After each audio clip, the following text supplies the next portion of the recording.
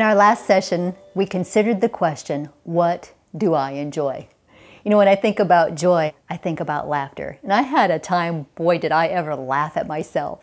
I was in a mad dash trying to help my husband. We were going to go to a marketing appointment together, and I was trying to get the cereal done for the kids, get their lunches packed, and get dressed and get ready for the day. And in my mad dash, I ran out and got to the vehicle so that we could get to our very first appointment by 9 a.m.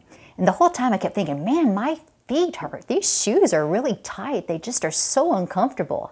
Kept going through my day, went through one appointment, and as we went to our second appointment, I kept telling my husband, I said, man, these shoes are just so uncomfortable. And he said, well, why don't you stretch them out? And I was like, oh, okay. So we're going up the elevator, and I take my shoes off, started to stretch them out, only to look down and realize that in my mad dash, I had put my shoes on the wrong feet. Oh my goodness, you want to talk about feeling absolutely ridiculous. And after I laughed hysterically, and my husband, of course, joined in that laughter, God gave me this thought. Sometimes your shoes need switching. Sometimes don't we as women get so busy with activity, we say yes to things that we should have never said yes to, and we get outside that design. Look at this passage of scripture in Exodus 18, verse 17 through 18. Moses' father-in-law replied, what you are doing is not good. You and these people who come to you will only wear yourselves out.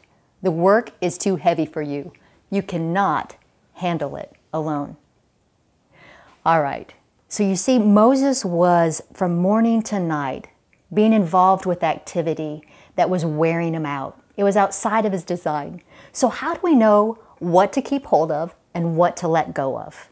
How do we know when those shoes need switched? Here's your call to action today. I want to challenge you to list out wise counselors. Write out the positive affirmations that they speak over your life. List out what people seek advice from you for.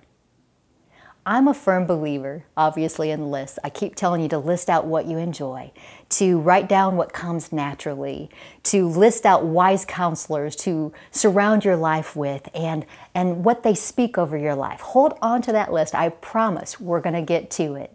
But for today, again, I want to challenge you to begin to write down the things that people say that are positive about your life. When Moses' father-in-law, Jethro, spoke to him, he gave him wise counsel. He said, what you're doing isn't good.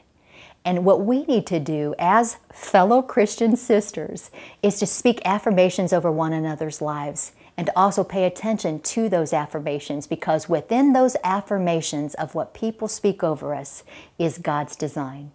Friend, you were created on purpose, for a purpose.